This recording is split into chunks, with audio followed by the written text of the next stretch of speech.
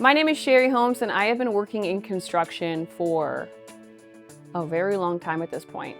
Definitely almost 2 decades, I would say. Quite some time, which ages me, and I probably shouldn't admit that, but it's been a really fun adventure to me, and I just wanted to kind of touch on what it was like getting construction as a young woman versus what it's like today. So my very first day in construction is a day I will never forget because I was absolutely terrified.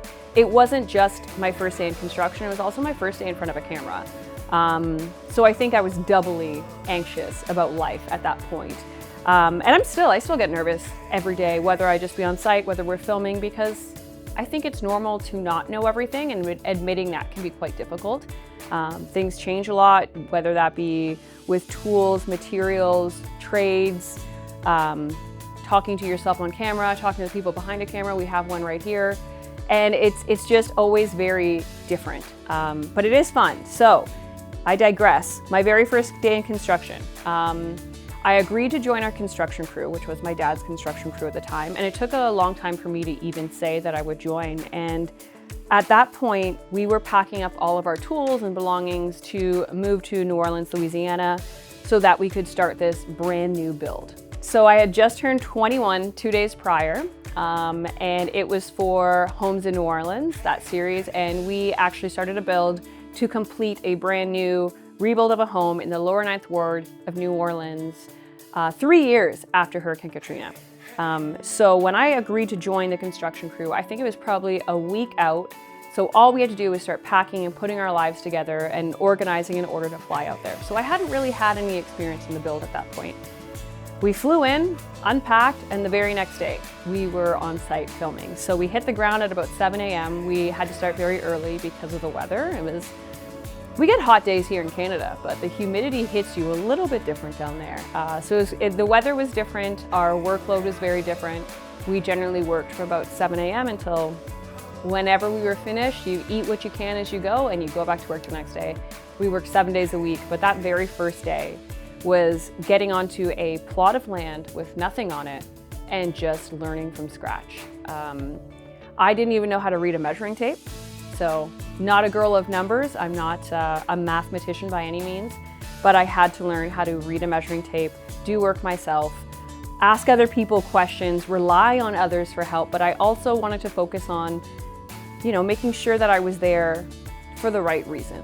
My dad had been trying to get me to join our construction crew for years prior, and I always said no. And I'm not sure why I said no. I worked multiple jobs just to make money, to travel, because I was a backpacker at the time. I wanted to see the world. I never really had true aspirations in life. I just wanted to work and do the things that I wanted to do.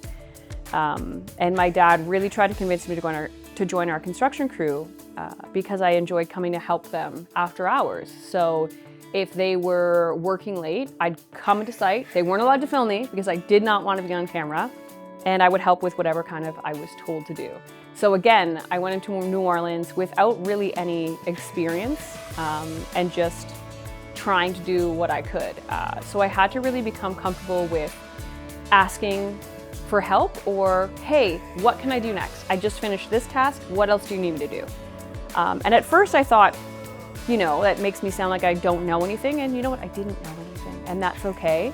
But I wanted to prove that I was willing to do the work, and that's why I was like, tell me what to do next, because I will do it. I will learn how to do it. The first day we were putting in columns because we actually built these houses off the ground in case the levee ever breaks again and we have flooding, the houses are going to be okay. So the first day we were pounding columns into the ground and building up, and then we had to work from heights. So I also had to learn how to work in a harness, which is something I had never done before, and working on scaffold.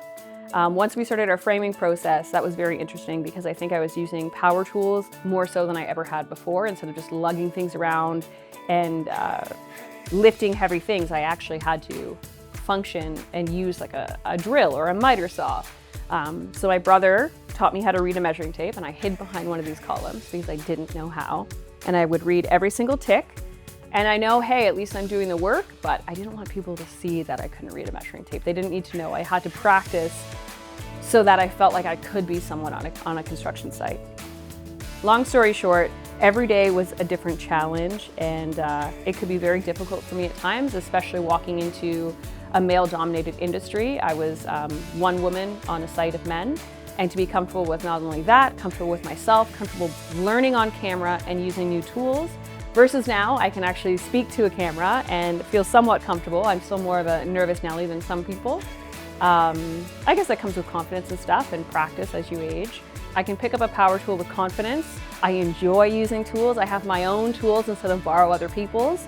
And I just go with it. It's a part of my daily basis now, and I definitely think I grew a lot from there, and I've learned a lot.